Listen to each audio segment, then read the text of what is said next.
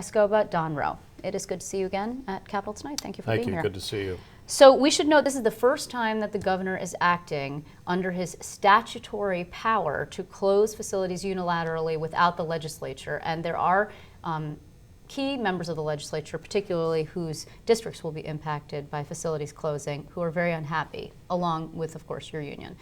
Is there anything that you can do to prevent him from acting in this manner?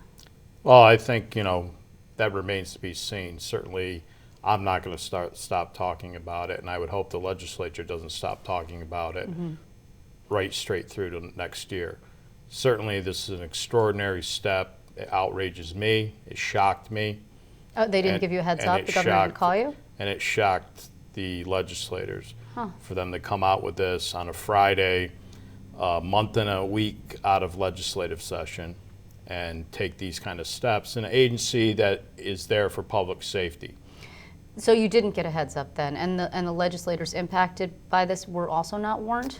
We all got a call or a meeting on Friday morning regarding this. And the announcement went out on Friday afternoon. Correct. So, right, also, you noted, but the timing of this is interesting. Not only is it in a past legislative session when everybody would be here and then ostensibly be able to rise the hue and cry over it, but also it's in the middle of the summer on a Friday. We call that a news dump in the business, and people don't really talk very much about it. So this may be the first time some people who are watching, unless they're directly impacted, are hearing.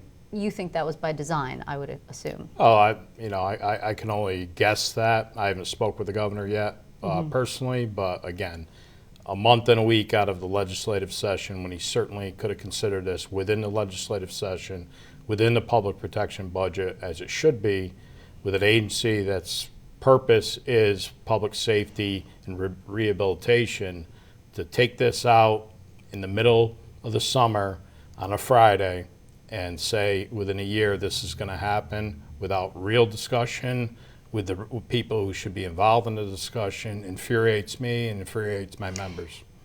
Do you dispute what the governor, the arguments that the administration is making? Let's start with the first one. A, the prison population is not what it once was and crime is down.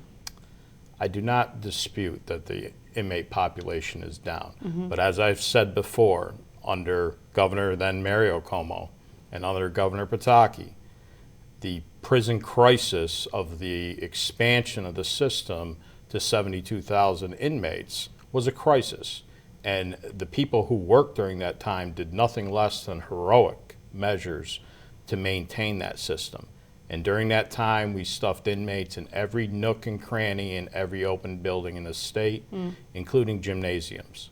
Since that time, we've asked, as the population has gone down and the threats of prison closures have come up and up every year in the budget, we've asked for a right sizing of the system, meaning taking down double bunks, which was a temporary emergent situation under Governor Cuomo, Mario Cuomo. They should be down by now, and we should be right-sizing the system now. My understanding with this plan is that there's going to be some reopening of medium facilities. They say they're not going to be double bunking to do this. Do you not believe that that's actually so? I don't know that they are going to expand the double bunking, but presently right now in the medium security facilities, there are almost 3,400 double bunks. And there's no plans to take those down. Whether they have to add more remains to be seen. They have consolidated dormitory areas, which they've done when population has dropped at certain facilities from time to time for a temporary measure, which they'll get no argument from me on that, other than they should be taking down double bunks. It seems, though, that there should be, forgive me, this is not a technical term, but some breathability room in the system. In other words, I'm not wishing on New York that we go through a crime spree, but there's a possibility that crime ebbs and flows, right? Right now, you happen to have law enforcement that's doing a good job. Whatever the factors are, economy, there's a lot of them that contribute to the issue of crime. But there's a possibility that you could right-size the system too far, and then where do you go? Back to the crisis situation that you had under the Mario Cuomo administration? Well, I think that's what we're doing right now. We're creating our own crisis.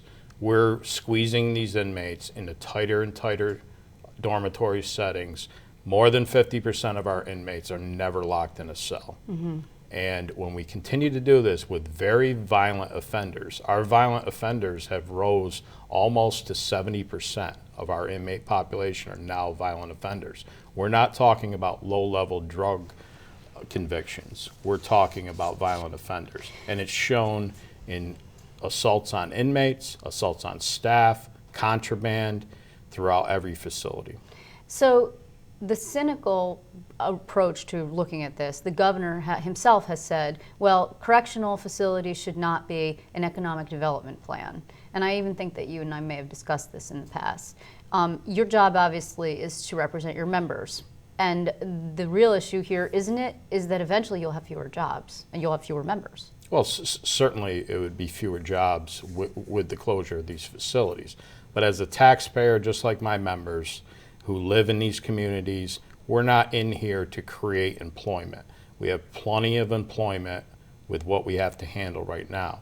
And again, what happened in 1999 with the prison explosion was an heroic effort. And for somebody to sit outside the sidelines, I don't care who you are, maybe Ms. Kellerman, who responded from the citizen budget, and not know what went on in the system during that time, and simply look at that figure and say, today we should have many, many less prisons and we should continue to close prisons. I'd ask them to step inside the system. And that's what I think we need to do as taxpayers, as legislators, and certainly we need to be part of the conversation. So stepping inside the system, what specifically would they be seeing? Well, I think they need to see that we have a very violent offender. We have double bunk dormitories. We do extraordinary work with the resources we have. The governor has, what are we at now, 15, with these 15 facilities? Under Governor Andrew Cuomo, from January of 2010 or 2011 to present, it'll be 15 facilities that are closed. So do you think, though, at this point right now, minus these 4 that the governor has not yet closed, you don't believe there's any room anymore for any closures? No, and we've argued this before.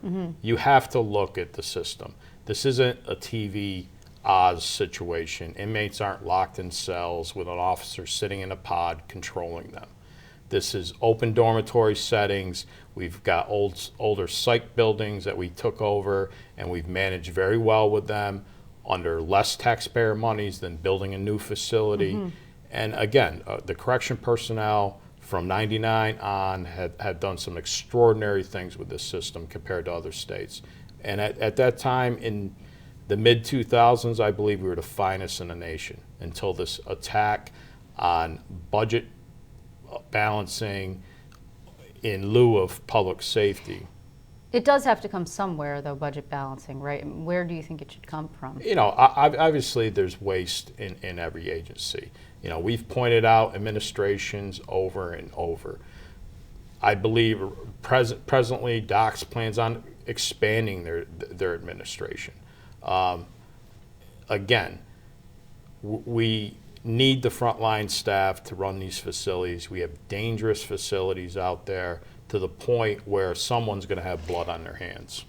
So what is the plan going forward for you? I mean, there's a year here where the governor has given you notice, basically. I mean, maybe he didn't give you too terribly much notice before he announced this plan on Friday, but now you've got a year. That's statutorily required.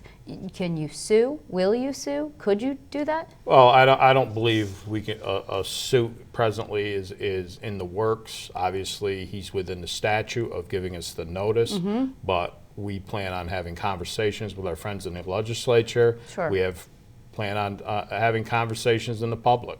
And I am always open to speak with the governor or anyone about this issue. And I believe this has to be an open conversation. So this becomes a political football in an election year, basically. You get to the Senate and the Assembly and say to them, their possibility is, particularly in the Senate, we hold up X until you get what you want. If people wish to make politics out of this one way or the other, that's on them. I'm going to make this about public safety, and that's what it should be about. Well, I'm sure we'll be talking about it more, Don. I do appreciate your time, as always. Thank you, Liz.